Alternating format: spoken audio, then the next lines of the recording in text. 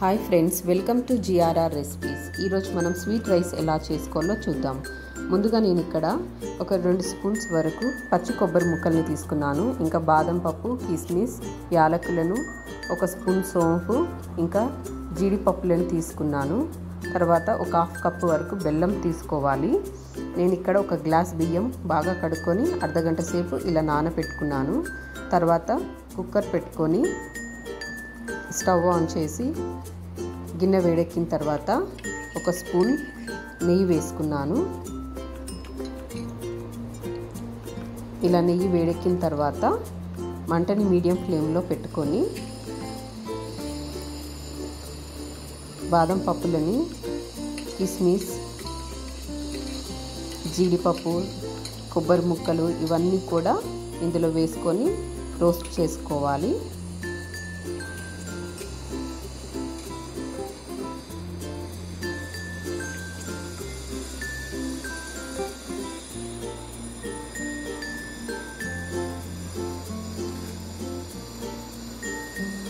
తర్వాత నేను 1 గ్లాస్ బియ్యానికి 2 గ్లాసుల నీళ్ళు తీసుకున్నాను. ఇప్పుడు మనం తీసుకున్న బెల్లం ఉంది కదా, ఆ బెల్లాన్ని మొత్తం 2 గ్లాసుల వాటర్తోని కరిగించుకొని పక్కన పెట్టుకోవాలి. చూసారు కదా, ఇలా అన్ని డ్రై ఫ్రూట్స్ని ఇలా రోస్ట్ చేసుకోవాలి.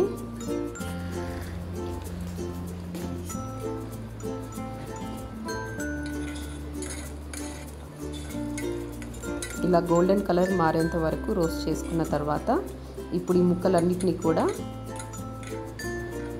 గిన్నెలోకి తీసుకొని పక్కన పెట్టుకోవాలి.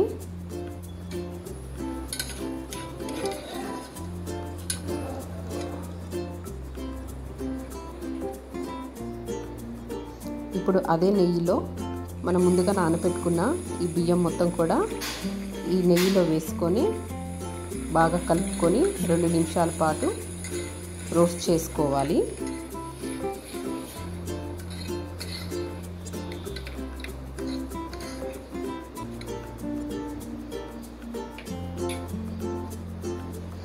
తర్వాత నేను ఇక్కడ యాలకులను ఇలా పొడిలా చేసుకొని వేసుకుంటున్నాను. 1 స్పూన్ సోంపు కూడా వేస్తున్నాను.